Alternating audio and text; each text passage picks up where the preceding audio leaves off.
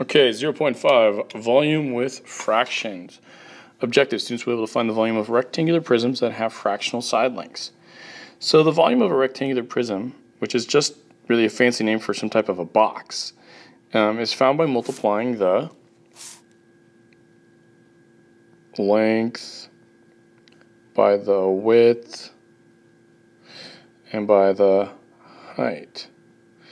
So if you multiply those three dimensions together, you get the volume in cubic measurements. So let's do this first example one together. It says, what is the volume of this box if each side is 3/4 inches? So that means that this height is 3/4 inches, this width is 3/4 inches, and this length is 3/4 inches. So we could actually write this a few ways. Because this is a cube, we could write it as 3/4 cubed. But that's the same thing as saying 3/4 times 3/4 times 3/4. We just multiply the length, width, and height together, and we get the volume. Well, this is the beautiful thing about multiplying fractions. And a lot of students get hung up here because they forget how to do this, and it's actually one of the easiest things you can do. When multiplying fractions, you just multiply straight across.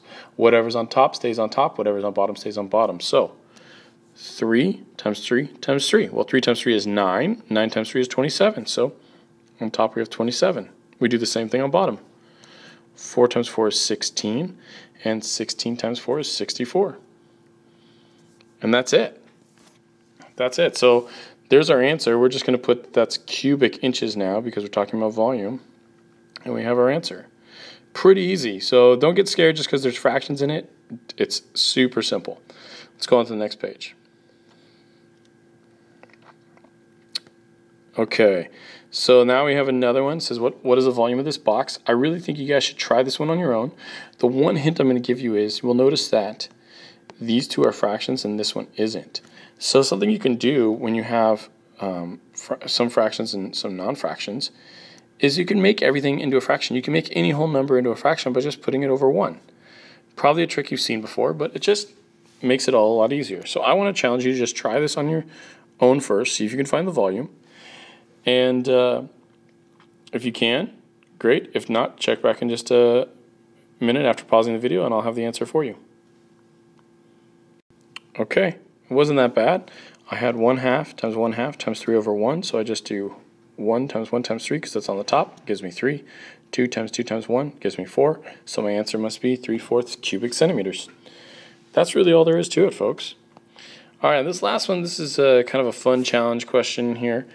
It says, suppose there's a box with a width of 3/4 and a length of, that actually is supposed to say 4/5. So I'm just going to cross this off and say 4/5 inches and a height of 5/3 inches.